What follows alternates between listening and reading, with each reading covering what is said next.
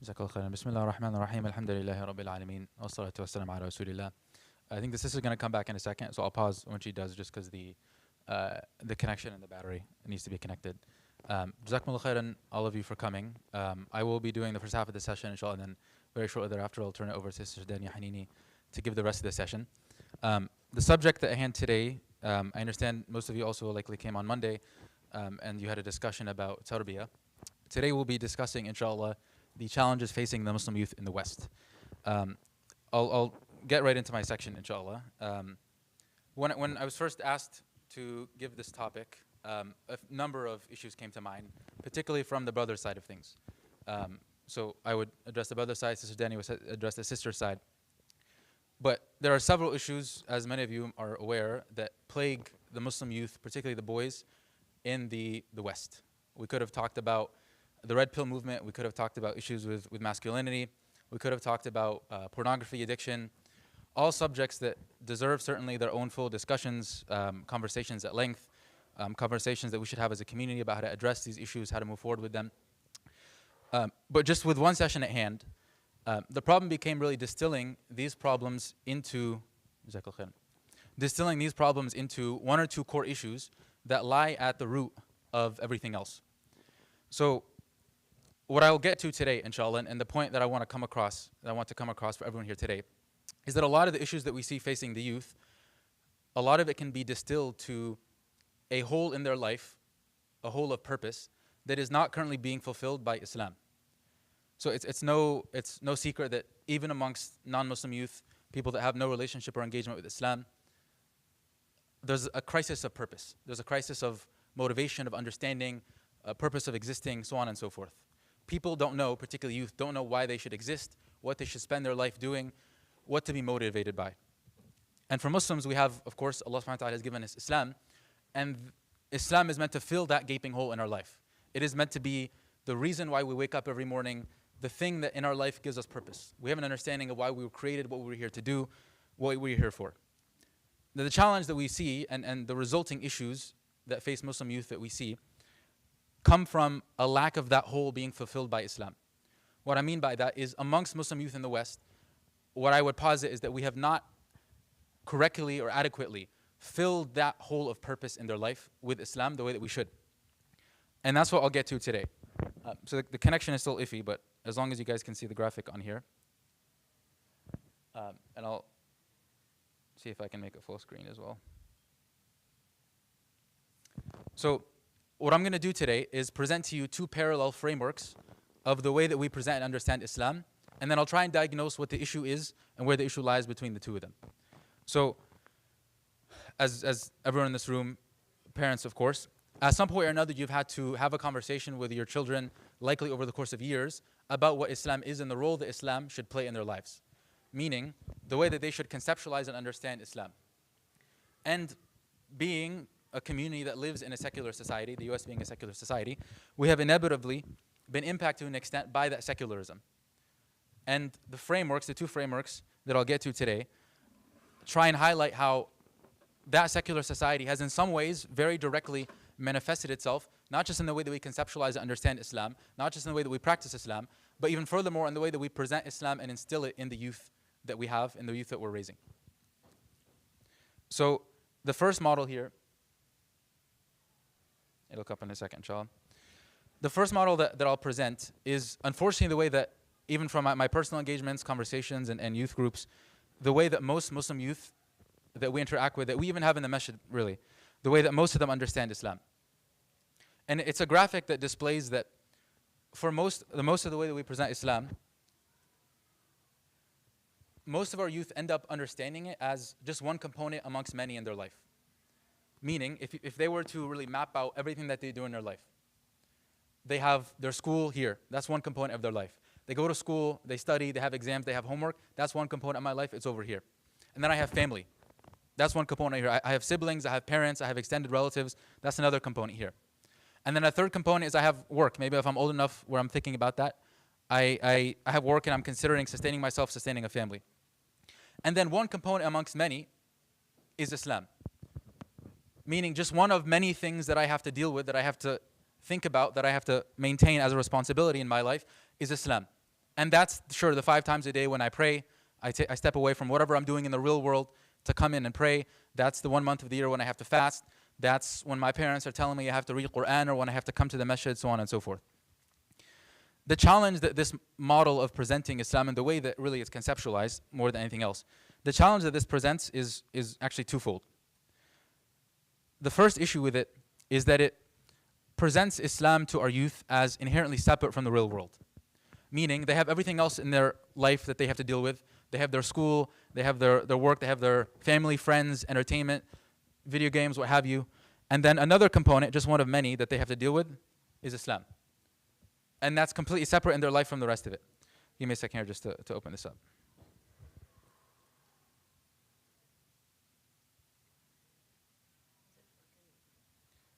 Yeah, it's good. Yeah.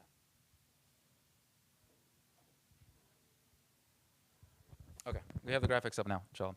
So the visuals really just help to conceptualize and talk it through. But the way that most Muslim youth think about their life today is, I just have one component of many that I have to deal with, and Islam is just one of them. Meaning in the same way that I have to think about school, in the same way that I have family, friends, sports, entertainment, whatever else, Islam is just one of those components. So that part of their life, and the parts of their life throughout their day, throughout their week, throughout the year, where they're thinking about, this is an Islamic pursuit, like this is something that I'm doing for Islam, it relates to Islam, it is connected to my Islamic identity, that part of their life becomes compartmentalized to just one amongst a few. So it's only when they're stepping away to prayer do they think this is the Islam part of my life. It's only when they're fasting do I think this is the Islam part of my life. Or when they're at the masjid do I think this is the Islam part of my life. And everything else, all these other things on the screen, are completely separate, they're disconnected, they're not related. So this is the first model. And I want to juxtapose this to a second model that I'll talk through and explain as well. But this is what I'll call, and there's no really formal terminology for it yet, but this is what I'll call an Islamic-centric paradigm. And this is what we should be striving for in the way that we present Islam, and by extension, the way that our youth conceptualize it, understand it, think about it in their life. So in this model, what you see is Islam becomes the reason that they do everything else. And I'll spend some time expanding on this point because I want to make sure it's understood. But in this model, what you see is Islam becomes the center of their life. And instead of becoming just one of many components, it becomes the reason that they do everything else. So now when they go to school, they don't understand school as separate from their commitment and their identity to Islam. It is inherently tied to it. In fact, one leads to another. So it has become, because I am Muslim, that I go to school and I engage with the world in the way that I do. It is because of Islam and because of my Muslim identity, my following of Islam, that I engage with my family and that I have friends in the way that I do and that I engage in athletic activity or even entertainment to some extent, and that I go to work and I sustain myself, so on and so forth. So in that model, in that lens, the way of thinking about the world, everything else that you do in your life, from the minute that you wake up to the minute that you go to bed as a youth, becomes tied to your identity as Islam. There's not anything that you do during your day that is not in your mind connected to your identity as a Muslim. And that's what differentiates these models, right? Because in the first one, Islam is just limited to, relatively speaking, when you do the math, very few times in your day are you thinking about the religion. But in this model, it becomes the reason that you do everything, and so you're thinking about it with everything. And we know even from the hadith of the Prophet ﷺ that إِنَّمَا الْأَعْمَالُ بِالنِّيَّاتِ, right? The intentions, sorry, actions are by their intentions. So to an extent, what I'm advocating for here, and what this model presents, is an understanding that through your intentions, all of this, everything else that you do in your life, if done properly, can be done for the sake of Allah. By extension, can be a means of reward. By extension, can become an act of worship. And we know, even in the science of fiqh, if something is mubah, meaning it's permissible, it's neither on one end or another, through your intention, actually, you can turn something that is mubah to mustahab.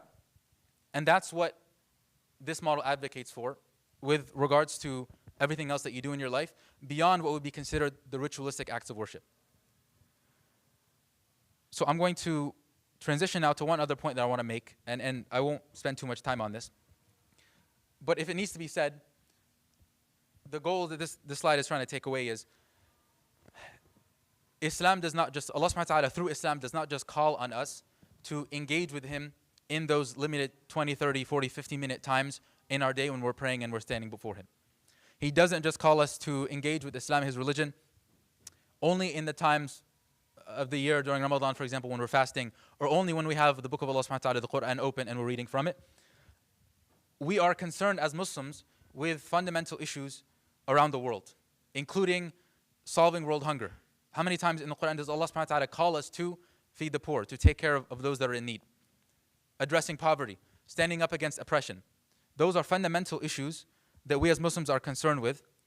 And the second bullet point for here is a reference to a science known as Maqasid al-Sharia. I won't spend too much time on this as well because it's not the main point here. But it's just to highlight that there is in fact a science when the scholars have come together and actually collected and tried synthesizing what it is that the Sharia has as its objectives. Meaning if you were to have a society where Islam is practiced fully, the Sharia is in place, what are the objectives that that society would achieve?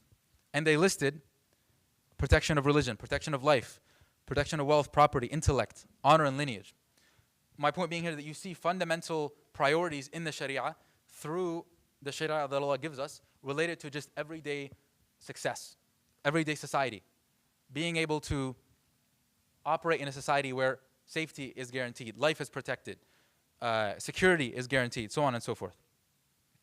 So the last thing I want to do before I hand it off to Sister Dania is I want to present a few case studies to try and turn this into something a little more practical, because I understand what we've gone through so far seems likely relatively abstract. It is very theoretical. It relates to the concepts at hand. But I want to get into some of the practicality here so that we can begin developing an eye for this sort of thing. What's been covered so far has meant to say that living in a secular society, that secularism has in many ways manifested itself in the way that we communicate Islam, the way that we present Islam, the way that we think about Islam. And oftentimes that secularism comes in the form of dichotomizing or thinking about Islam as entirely separate from the rest of the things that we do in our life, the rest of the things that exist in the world, right? Islam is here and everything else is here. And this presentation thus far has been trying to conclude and communicate that that is the issue that has plagued our youth. That for them, Islam is this one thing that they practice when their parents make them go into their room and pray, or when their parents make them come to the masjid, or when their parents come and ask them to read Quran. And for them, it's entirely separate from the rest of the world. It's entirely separate from the everyday school that they have. It's entirely separate from work and existence and states and so on and so forth. But that is where we have a shortcoming in the way that we are presenting Islam. Because as much as we engage in ibadah and we engage in these what would be considered more ritualistic acts of worship that Allah has no doubt commanded us with, we have to present Islam as something that is inherently tied to your everyday work, school, relationships, so on and so forth. So the next few slides, I have 3 case studies, 3 examples that I'll present really quickly. I'll go through them, and then if we have time, and I'll check the time really quick, I would love all of your input and feedback on trying to discern where it is that you think secularism really has manifested itself in the way that we talk. Yes.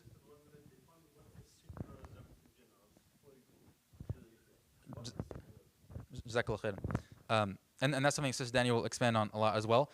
So I'll leave it to her really to go in depth, but secularism is defined largely as the separation of church and state, and I'll distill that even more. What that means is if you want to practice your religion, you do that here, and governance, statehood, the rest of the world, science is over here. Essentially, like, if you want to practice your religion and you want to be religious, sure, do that, but you do that in the own privacy of your homes. And when it comes to public institutions, system of governance, so on and so forth, that should be free of any form of religion. There should be no religion involved. It should be just completely impartial, no religion in that realm. And that has, to my prior point, that has bled itself into the way that we even talk about and think about Islam. So the first example here, and it's most of these, the 3 of them will just be phrases or examples of things that you may have heard said. So you may have heard someone say, it's important to balance your deen and your dunya. Or it's all about balance. Brother, you have to balance your deen and your work, your school, your dunya. Now as I go through these, I'm not offering by any means a categorical rejection of this. I'm not saying you should never say these phrases or terminology. What I want to do here is develop an eye for this. I want us to first begin to recognize where some of this terminology has started to seep into our verbiage and the way that we talk.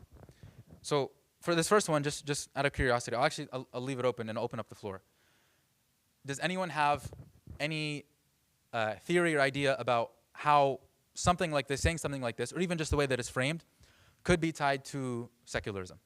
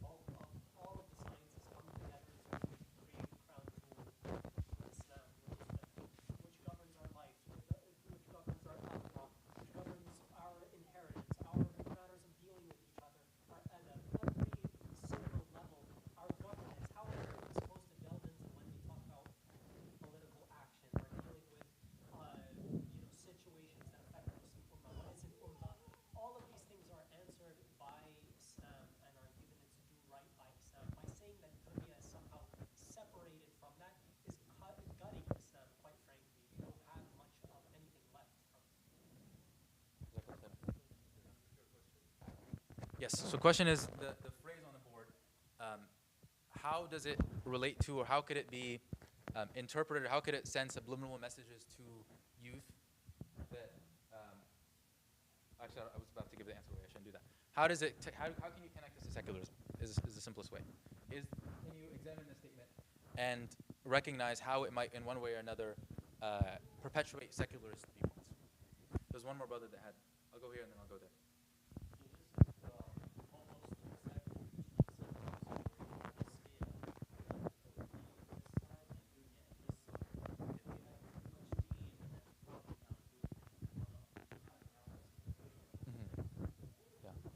You hit the nail on the head. There's one more sister over here.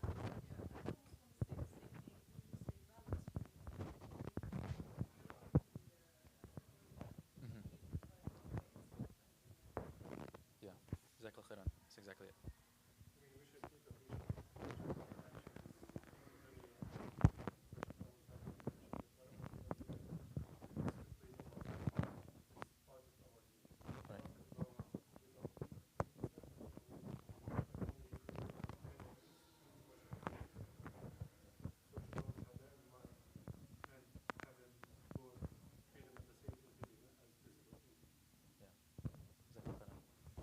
Anyone else from here?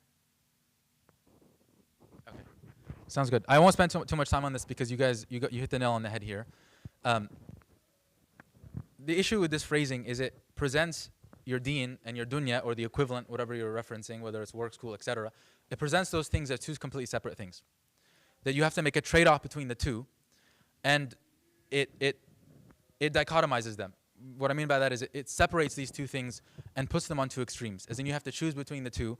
And if you are super into your deen and you want to take Islam seriously, then by nature what it's insinuating is that you have to take something away from your dunya. You have to take something away from your work, your school, without recognizing that your engagement in those very things might be as a result of your deen, right? Going back to the earlier model.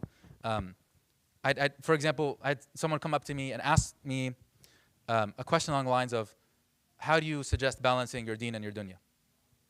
And again, you could give a very fleshed out response of, make sure you schedule time to read Quran and to memorize and to get your morning and evening adhkar in, and so on and so forth. But the issue with that is it fails to address the root presupposition of the question. And that's that those two things are separate. So again, terminology like this, not to get too much into the semantics, but the reality is terminology along these lines does send signals, it sends messages, whether intentional or not, to youth as it's being communicated to them, right? It's not being said, but what's reading between the lines, what a youth, anyone is understanding from this, is that you have to choose between the two, right? So you may not be saying it may not be intentional, and that's not by any means what I'm suggesting, but it does has an impact on the way that they think about Islam, again, whether that's intentional or unintentional. The last two I'll run through really quickly. This one, math, science, so on, other sciences are secular studies and are entirely distinct from Islamic studies. So I'm not providing direct commentary on school curriculums or other ways that we might be educating our youth, but I just want to point out here how you have to recognize how for a youth that looks at their schedule at school and they see math, they see science, they see history, language arts, etc. And then in its own category, and oftentimes deprioritized relative to how much time is dedicated to each, is Islamic studies. And what that sends away subliminally, what someone is understanding from that as a youth, is that Islamic studies is over here, and all these other sciences that are a lot more important, oftentimes are framed as these are the sciences, your engineering, your doctors, your lawyers, these are the sciences that will give you success. These are the sciences that you should rely on and really study for. When you're studying Islamic sciences, it doesn't matter if you don't get too much, your grades aren't very well, or you don't put too much focus on it. But when you're over here and you're studying the math, the science, so on and so forth, this is where it's really, really important. Right. So this is where, again, I don't want to suggest anything dramatic here. I'm not providing criticism deeply of any institution or the way that we do things. But I just want to point out how from a youth perspective, this is how they might be understanding things. What they see when they read this is, oh, those two things are separate. And the last thing I'll point out here is just a phrasing I've heard a couple times when talking to parents and having conversations with them about their children that are perhaps beginning to take Islam more seriously or are thinking about studying the deen. They express a concern that if my child starts taking Islam seriously, they won't be successful. Or how will they be successful? And the challenge here, again, similarly, is there's a notion or a conception that when you start taking Islam seriously, that necessitates you start pulling out of school, dunya involvements, work, etc., as opposed to the opposite. Because what the model from earlier is trying to suggest is that when you take Islam seriously, that means you take all these other things seriously. That means you take your familial responsibilities more seriously. You take your school more seriously, so on and so forth. Right? So it's a paradigm shift, and I'm not calling any parents out, but it's a different way of looking at things. Because on one hand, you could say, if my child takes deen too seriously, how will they do well in life? How will they succeed? But on the other hand, you could see Islam as the reason, the motivation that will lead them to excelling their school, their grades, their exams, so on and so forth. Right? So different ways of looking at it. So I'll pause here, inshallah. We'll take any questions at the end because I don't want to take too much more time from Sister Dania's presentation. So we'll open up the floor afterwards, inshallah. Barakallahu feekum.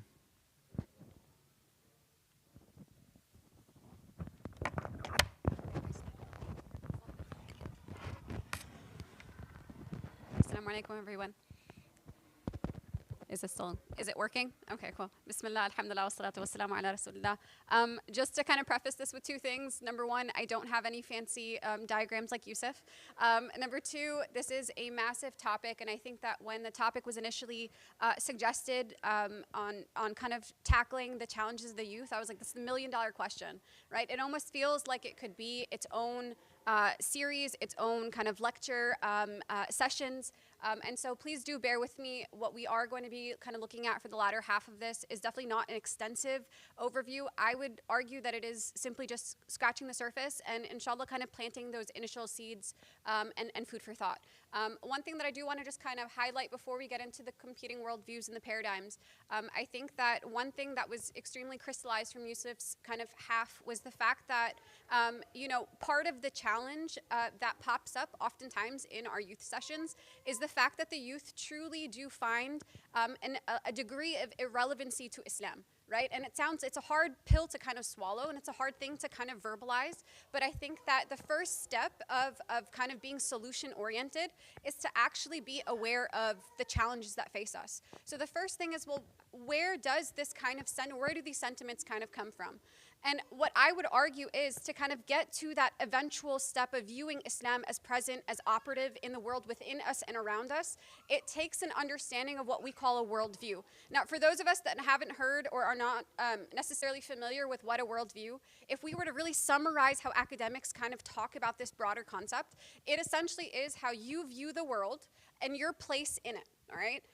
Now, in academia, they kind of give some stuffy overview and talking about your total assumptions of the world, how you kind of understand your world around you, whether that be like what Yusuf talked about, purpose, which they call teleology, your ontology, your state of being, your epistemology, where you view those valid sources of knowledge, where you essentially pull your ethics, your principles from. So meaning your moral code has to come from somewhere, whether you believe or you disbelieve. And then lastly, we'll talk about kind of systems, whether those be political systems, economic systems, etc.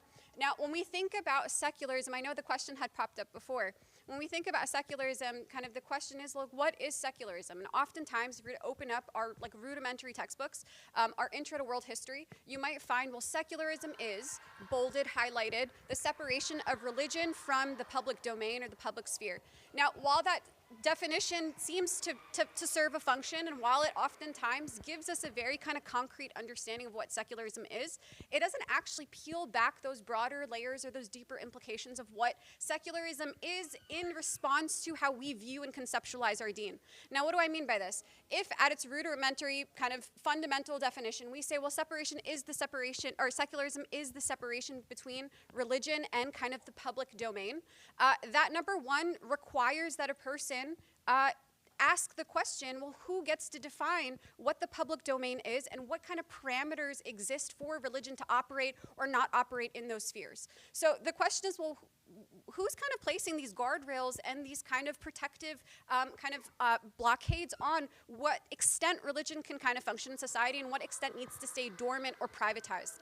So when we talk about today, inshallah, when we talk about secularism, I want us to know that secularism is a little bit deeper than perhaps just saying religion stays in its own little bubble, perhaps in our masajid, in our homes, in our youth groups, and in the public domain, you've got the state kind of running, right? And while this isn't a topic primarily on just secularism, I do want to just highlight that there is some irony there, because it does suppose or kind of undergird this assumption that somehow the state is this neutral kind of space, and religion kind of can stay in our own kind of privatized spheres. I want us to know, just by definition of kind of saying religion has certain parameters attached to it, by definition what that does is it actually limits our conception of A, the role of religion, B, how we define religion, and C, yeah, you're good.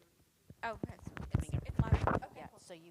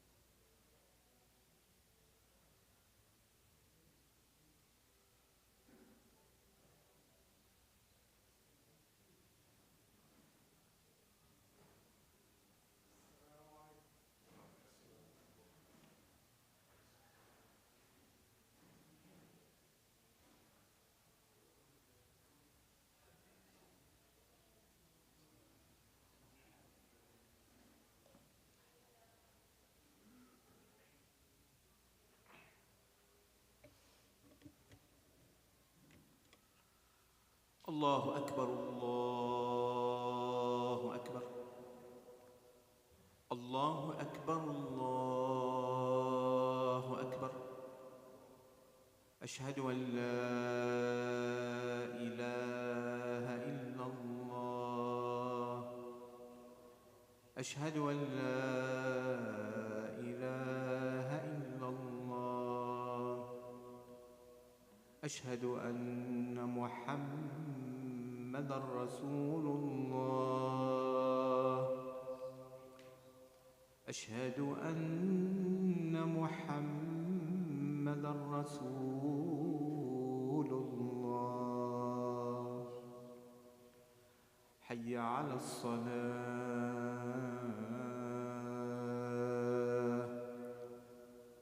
حي على الصلاة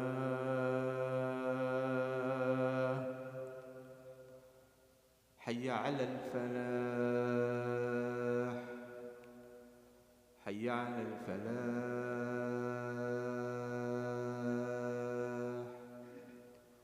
الله أكبر الله أكبر لا إله إلا الله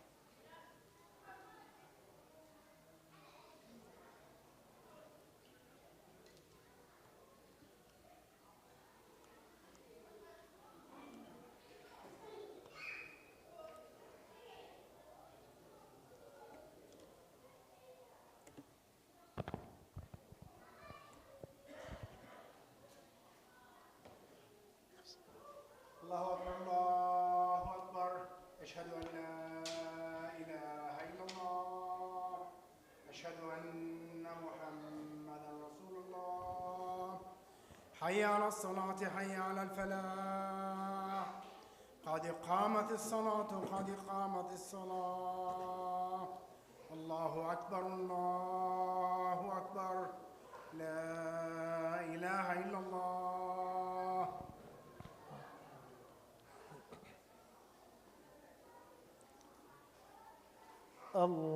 الله أكبر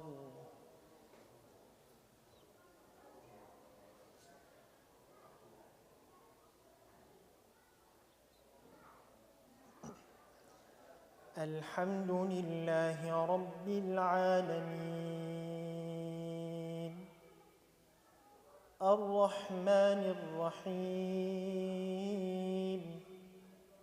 مالك يوم الدين إياك نعبد وإياك نستعين اهدنا الصراط المستقيم صراط الذين أنعمت عليهم غير المغضوب عليهم ولا الضالين